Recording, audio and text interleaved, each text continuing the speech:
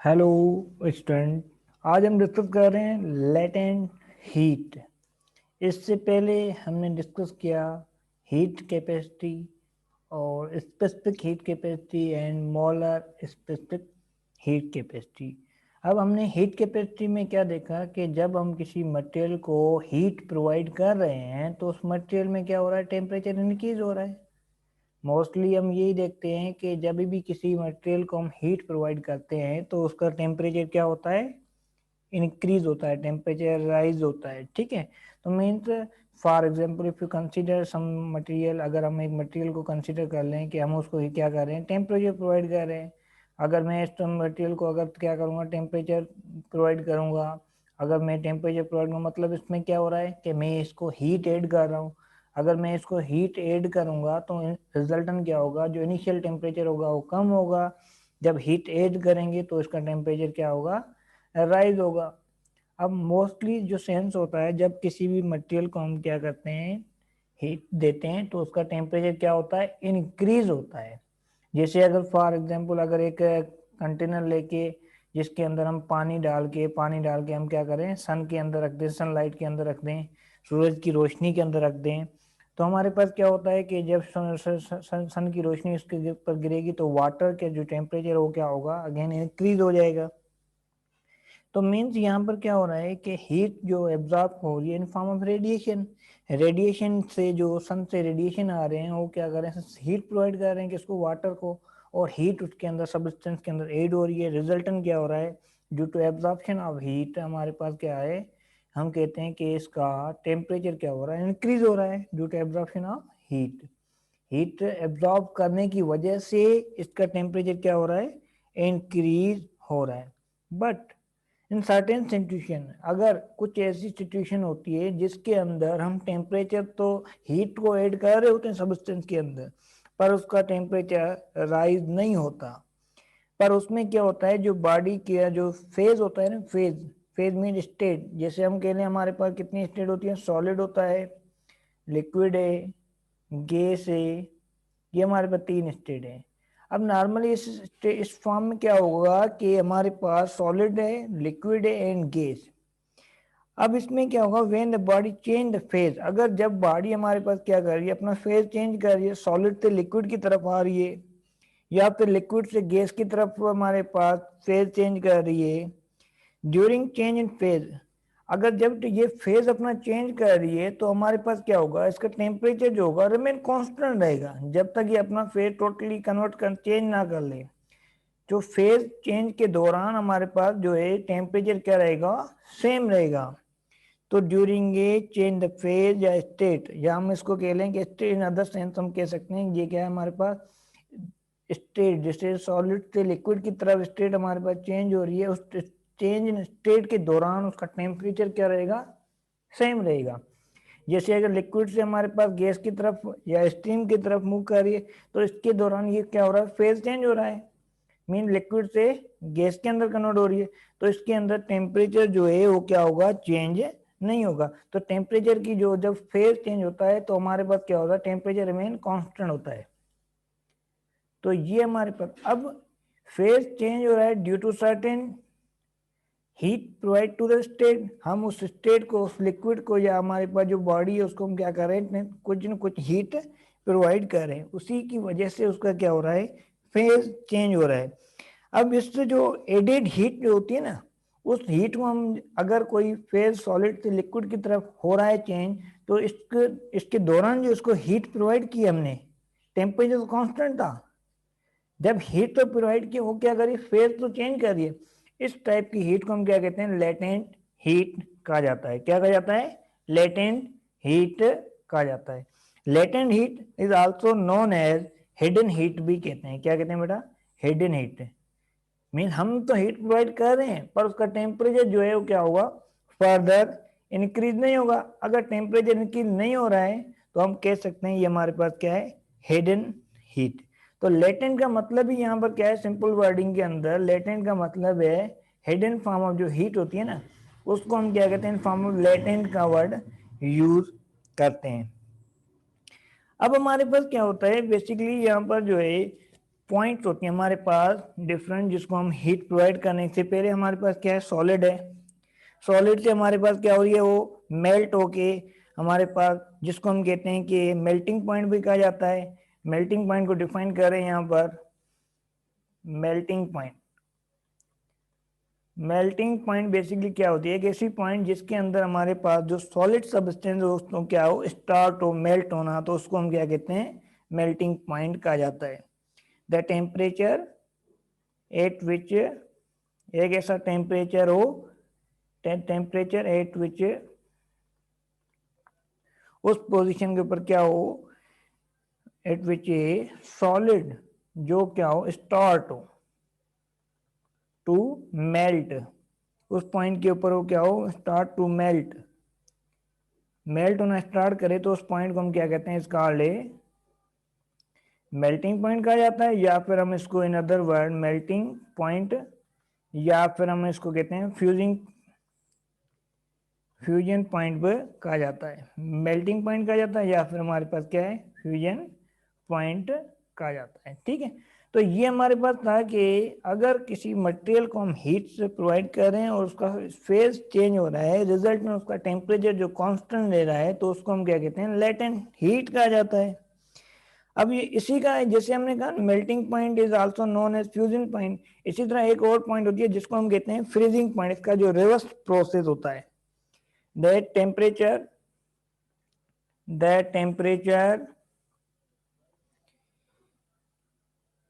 at which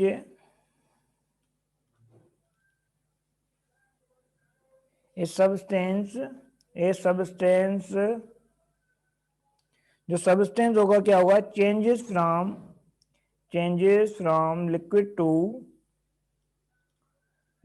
to solid. अगर कोई substance हमारे पास लिक्विड के सॉलिड में कन्वर्ट हो रहा है तो उस पॉइंट को हम क्या कहते हैं, this point is known as freezing point. वो पॉइंट हमारे पास क्या होगी, फ्रीजिंग पॉइंट होगी।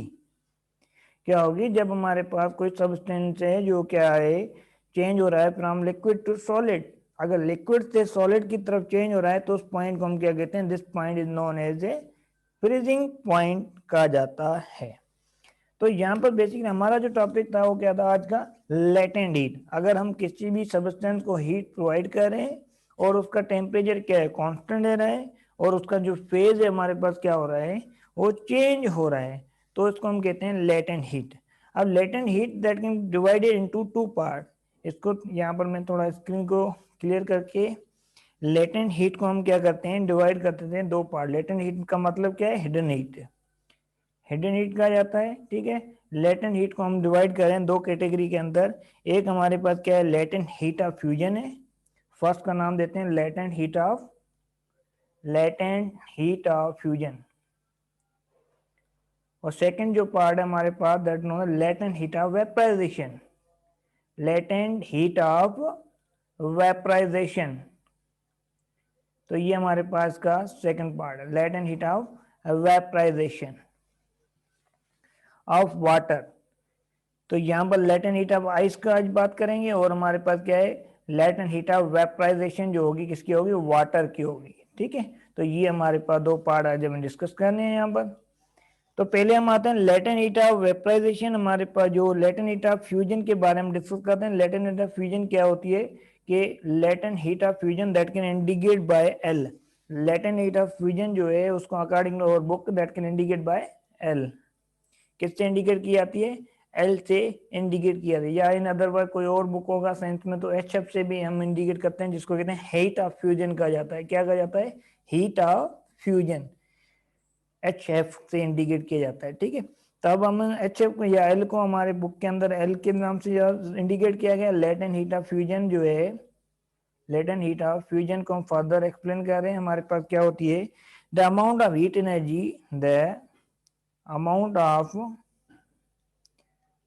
ऑफ हीट एनर्जी जो रिक्वायर्ड हो। ठीक है, amount of heat energy needed, जो हीट एनर्जी हम नीड कर रहे हैं टू मेल्ट करें किसको, टू मेल्ट जैसे अभी हमने मेल्टिंग पॉइंट को बताया, मेल्टिंग पॉइंट क्या है, एक हमारे पास कोई सॉलिड फॉर्म हो, कन्वर्ट हो हमारे पास लिक्विड फॉर्म के अंदर, उसको हम क्या कहते हैं, मेल्टिंग पॉइंट कहा जाते हैं। तो यहाँ पर क्या हमारे पास मेल्ट हो, कोई 1 किलोग्राम का, कोई 1 किलोग्राम आइस है हमारे पास, जो क्या हो रही है, मेल्ट हो रही है एट 0 डिग्री सेंटीग्रेड, क्योंकि 0 degree is not the freezing point of water, 0 degree completely, वो कंप्लीटली जब तक मेल्ट नहीं होगी तब तक उसका टेम्परेचर क्या होगा, 0 डिग्री सेंटीग्रेड ही रहेगा, टेम्परेचर राइज नहीं होगा completely to a 1 kilogram of water, वो जब तक कन्वर्ट ना हो जाए 1 kilogram water at the 1 degree 0 degree centigrade में। तो ये जो हमारे पास होगा उस कॉन्सेप्ट को हम क्या कहते हैं, latent heat of fusion that can indicate by L, 0 degree centigrade के ऊपर। तो उसका फर्दर टेम्परेचर राइज नहीं होगा, हम हीट प्रोवाइड करें, वो उसका क्या करिए, फेज को, स्टेट को क्या करिए, चेंज करिए फ्रॉम सॉलिड टू लिक्विड। और जो इसमें स्टेट को चेंज करने के लिए हमें जो अमाउंट ऑफ हीट रिक्वायर्ड होगी, that amount of heat for the fusion of ice, जिसको कहते हैं हमारे पास कितनी होती है, फ्यूजन ऑफ आइस जो है हमारे पास कितनी रिक्वायर्ड है, that equal to 3.36 into 10 power 5 joule per kilogram, इतनी हमारे पास फ्यूजन ऑफ आइस हमें रिक्वायर्ड होगी। दिस मीन 1 किलोग्राम, इसका मतलब ये कि 1 किलोग्राम कोई मास हो जिसको अगर हम एनर्जी हीट प्रोवाइड करें, 1 जूल एनर्जी प्रोवाइड करें, तो हमारे पास क्या है, वो हमारे पास क्या होगा, कन्वर्ट होगा 3.6 इंटू 10 पावर 5 जूल पर KG, that can totally convert into the liquid. वो क्या होगा, लिक्विड के अंदर कन्वर्ट हो जाएगा। तो यहाँ पर हमारे पास क्या है, ये जो लेटेंट हीट ऑफ फ्यूजन है, जिससे depend on the nature of substance. तो यहाँ पर ये याद रखें, लेटेंट हीट किस पे डिपेंड कर रही है, नेचर ऑफ सबस्टेंस। अगर हमारे पास डिफरेंट मटेरियल है, सब मटेरियल की अपनी वैल्यू होती है नेचर लेटेंट हीट की, लेटेंट हीट ऑफ फ्यूजन भी और लेटेंट हीट ऑफ वेपराइजेशन। तो हम कह सकते हैं लेटेंट हीट डिपेंड किस पे कर रही है, जिससे depend on the nature of the substance. जैसे हमने अभी कौन सी क्वांटिटी लिया, हमने वाटर लिया है, आइस का फॉर्म, सॉलिड फॉर्म में वो आइस होती है, तो इसको हम क्या कहते हैं, उस सबस्टेंस की नेचर के ऊपर डिपेंड कर रहा है। तो फर्दर आगे हमारे पास क्या है कि जो अमाउंट ऑफ हीट हम प्रोवाइड कर रहे हैं मेल्ट करने के लिए, तो जो हीट है अकॉर्डिंग टू मैथमेटिकल रिलेशन अगर देखें तो delta Q is directly proportional होता है एम से। तो हमारे पास जितना हमारे पास मास ज्यादा होगा उतनी हमें हीट ज्यादा प्रोवाइड करनी पड़ेगी। When you remove the proportionality, put a constant, that constant होता है L, L is known the constant for latent heat of fusion कहा जाता है, ठीक है। अब आइस और फर्दर हमारे पास क्या एम आ गया, तो हमें एल का अगर फाइंड करना है तो हमारे पास क्या होगा, डेल्टा क्यू ओवर एम। तो ये हमारे पास फॉर्मूला है, this formula for the latent heat of fusion. तो basically latent heat of fusion में बेसिकली होता क्या है कि जब हम क्या कर रहे हैं कि अगर सपोज करें हमारे पास एक बाउल है, बाउल के अंदर हम क्या कर रहे हैं, ये वो बाउल ले लिया और बाउल लेके उसके अंदर हम कोई मेटल का piece, that can put ice का पीस हमने इसके अंदर रख दिया, ठीक है। और आइस का पीस हम रखने के बाद इसको क्या करें, कंटिन्यूस टेम्परेचर हम नीचे से इसको प्रोवाइड कर रहे हैं। जब तक इसका, अब हम तो हीट प्रोवाइड कर रहे हैं, पर क्योंकि हमें पता है कि जब तक ये इतनी हीट को एब्जॉर्ब नहीं करेगा तब तक इसका जो है टेम्परेचर क्या रहेगा, 0 डिग्री सेंटीग्रेड ही रहेगा। अब बेसिकली क्या हो रहा है, यहाँ पर स्टेट जो चेंज हो रही है, तो आइस जो क्या होगी, मेल्ट होगी, दैट आइस जो है वो क्या हो रही है हमारे पास, आइस क्या होगी, मेल्ट होगी into the water, into the liquid, melt into water के लें या हमारे पास लिक्विड के लें, ठीक है। तो हमारे पास के अंदर क्या होगी, कन्वर्ट हो जाएगी। जब ये कन्वर्ट होगी एट द सेम टेम्परेचर, पर उसमें जो हम हीट प्रोवाइड करें, उस हीट प्रोवाइड करने का रोल क्या है, क्योंकि अगर सॉलिड को देखें तो दीज आर टाइटली पैक्ड, इनके दरमियान स्ट्रॉन्ग फोर्स ऑफ अट्रैक्शन होती है। अब स्ट्रॉन्ग फोर्स ऑफ अट्रैक्शन जो मॉलिक्यूल हैं उसको लूज करती है, जो टेम्परेचर हम इसको हीट प्रोवाइड कर रहे हैं, जो हीट एनर्जी ऐड कर रहे हैं, this losing the bond, lose करेगी bond between the molecule, mean इसके दरमियान जो फोर्स ऑफ अट्रैक्शन है इसको क्या करेगी, वीक करने में हेल्प करेंगे। क्योंकि सॉलिड के मॉलिक्यूल जो क्या होते हैं, वाइब्रेटिंग मोशन में होते हैं, क्या होते हैं बेटा, वाइब्रेटिंग मोशन में होते हैं। जब उसको हम हीट प्रोवाइड करेंगे तो उनकी जो बॉन्ड जो होंगी, बॉन्ड जो है दो मॉलिक्यूल जिस तरह कंबाइन हुए हैं, उन बॉन्ड को क्या करेगी, वीक करेगी। जब उन बॉन्ड को वीक करेंगी तो मॉलिक्यूल क्या होंगे, अपने फोर्स को ओवरकम करके क्या करेंगे, फ्री टू मूव करना स्टार्ट करेंगे। जब वो फ्री टू मूव करना स्टार्ट करेंगे, फ्री टू मूव स्टेट जो होती है, जो वाटर के अंदर जो हमने देखा है कि जो मॉलिक्यूल क्या होते हैं, फ्री टू मूव करते हैं। तो जिस स्टेट के अंदर हमारे पास क्या है, जो वाइब्रेटिव मोशन जो थी, अब वो क्या होगी, फ्री मोशन है about the in a container, जिस कंटेनर के अंदर, क्योंकि अभी टेम्परेचर जो हमने हीट प्रोवाइड की, क्योंकि आइस जो कन्वर्ट हो रही, तो उसके लिए हमारे पास कितनी एनर्जी चाहिए, heat energy, that is equal to 3.36 10⁵ joule per kilogram energy required होगी। किसके लिए, 1 किलोग्राम ऑफ द आइस। अगर 1 किलोग्राम ऑफ आइस जो हमारे पास क्या है, कंप्लीटली वाटर में कन्वर्ट हो, तब तक उस कंटेनर, उस बाउल का जो टेम्परेचर क्या होगा, that is equal to 0 degree centigrade. और इस टेम्परेचर के ऊपर हमारे पास क्या होगा, सिर्फ स्टेट जो है from one state to another state के अंदर क्या हो रही है, कन्वर्ट हो रही है। The unit of latent heat of fusion is equal two joule per kilogram. ये जो यूनिट हमारे पास किसका है, लेटेंट हीट ऑफ फ्यूजन का है।